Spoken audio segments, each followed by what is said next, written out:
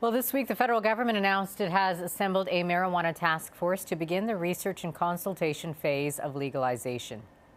And the three amigos also met in Ottawa to produce new agreements on trade, the environment, and security. So to take a closer look at all these political headlines, we are joined by Michael Geoghegan from Victoria, BC. Quite a busy week in Ottawa. Let's start with the marijuana legalization. How do you think that task force is going to work?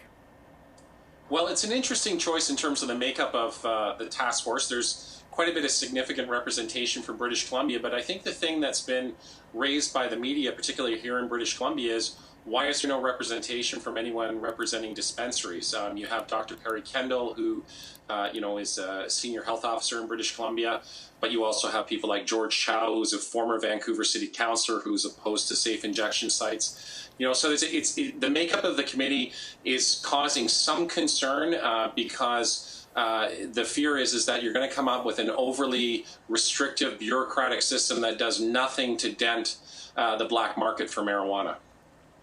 Right, and how long is this process, you think, going to take, and how do you think Canadians will respond to that? Well, it's going to be interesting, and the way Canadians respond will, quite frankly, differ from province to province. In British Columbia, if they come up with a system that's modeled on what Kathleen wants, she wants to sell it through the LCBOs, and it certainly looks like they're going to come up with a system that gives the Premier of Ontario her wish. And they're doing that, they want the revenue, right?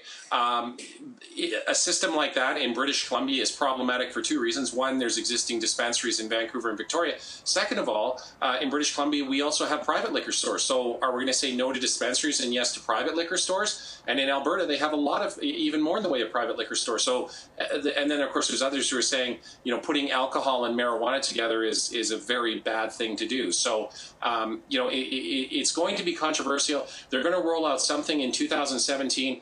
I suspect government has learned nothing from the way they've changed things over the years in terms of alcohol.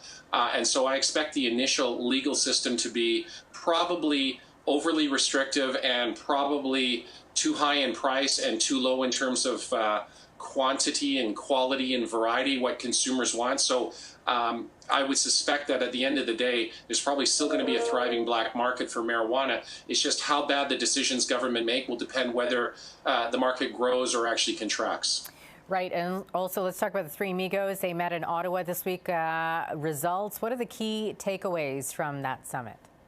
Well, the wonderful thing that Canada got out of it is we can now export beef to Mexico, and of course the thing that the Mexico got was that we've lifted or will be lifting the visa requirement. So for Canada and Mexico, there was some real progress made. But the more important thing was that with President Obama is that it was coming directly on the heels of the surprising Brexit vote over in the United Kingdom, and so it was a way for those three leaders to say to the world, look, international trade, international cooperation, it's still the way to go, and look at what we're doing here over in North America. So I think it was, in a sense, just as they've used Prime Minister Trudeau in the American media as kind of an example of here's the opposite of Donald Trump, and look, it seems to be working okay.